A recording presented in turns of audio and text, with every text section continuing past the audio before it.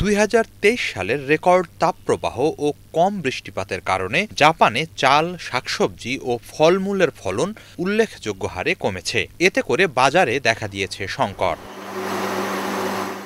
রাজধানী টোকিওর চালের দোকান হিদেহিসা শিনোহারা এর মালিক জানিয়েছেন, এর আগে কখনোই চালের যোগান এতটা কম দেখেননি তিনি। অন্যান্য বছরের তুলনায় এবছর আমার কাছে চালের মজুত অর্ধেকেরও কম। সবকিছুর যোগানই অর্ধেকের কম। অন্যান্য সময় অনেক জাতের চাল পাওয়া গেলেও এবছর সেগুলো পাওয়া যাচ্ছে না।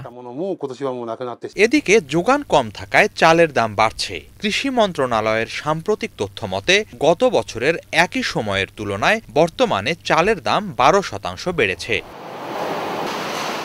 সার্বিক প্রেক্ষাপটে নিত্য প্রয়োজনীয় জিনিসপত্রের খরচ মেটাতে হিমশিম খাচ্ছেন অনেকেই। সুলভ মূল্যে চাল কেনার জন্য দোকানে দোকানে দাম দর করে বেড়াচ্ছেন তারা। আগে 5 কেজি চাল কিনতে 1400 ইয়েনের মতো লাগতো, কিন্তু এখন 4 কেজি চালের দাম 2000 ইয়েনের বেশি। এটি অনেক বড় একটি আর্থিক চাপ। এদিকে আগস্টে নতুন ফসল বাজারে এলেও দাম কমবে না বলে আশঙ্কা করা হচ্ছে। কৃষি মন্ত্রণালয় বলছে, করোনা মহামারীর ফলে খাদ্য উৎপাদন খাতে যে চাপ পড়েছিল সেই ক্ষতি এখনো পুরোপুরি কাটিয়ে ওঠা যায়নি। এতে করে চাল সহ অন্যান্য খাদ্যশস্যের যোগান কমেছে।